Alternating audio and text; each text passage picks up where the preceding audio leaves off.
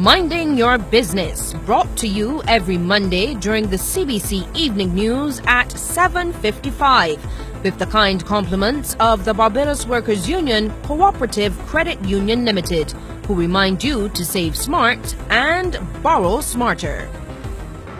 On this edition of Minding Your Business, we look at a passion which has been turned into a thriving part-time business for one young lady.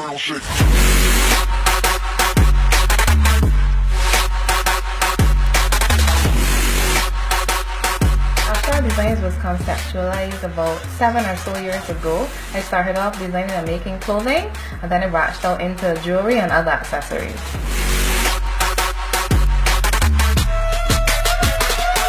I like to do beaded work. I mostly do beaded work. So as you can see here, I have done from bohemian inspired type necklaces and bracelets, and also I do elegant stuff. I've done a wedding line. This line is the bohemian line, and over there we have the neon line. And I got to try one of the pieces on for myself.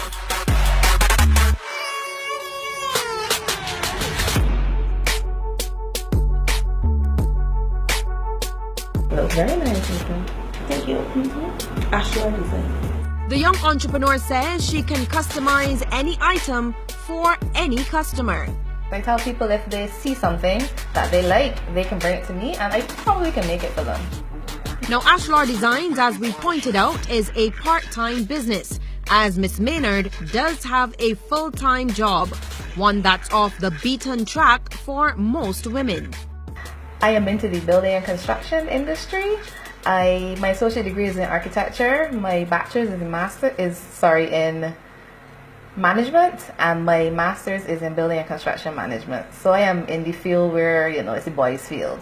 So why you go from? I mean, you're still in the construction field, but it's like this a girly area. Yes. Now. Why you jump? Because I can be both. I can be, work in that field that's male dominated, and I can be girly too.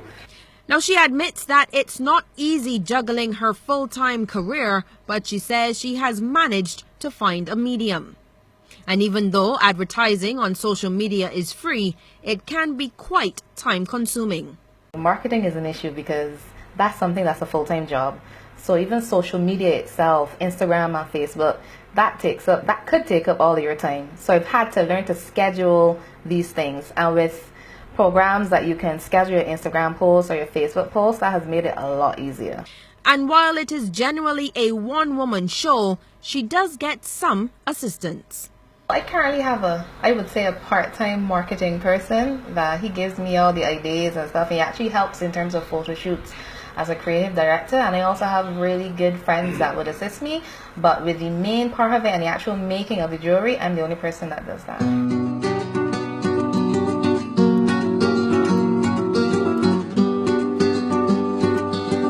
The young business owner says that while it is rewarding, business is by no means easy.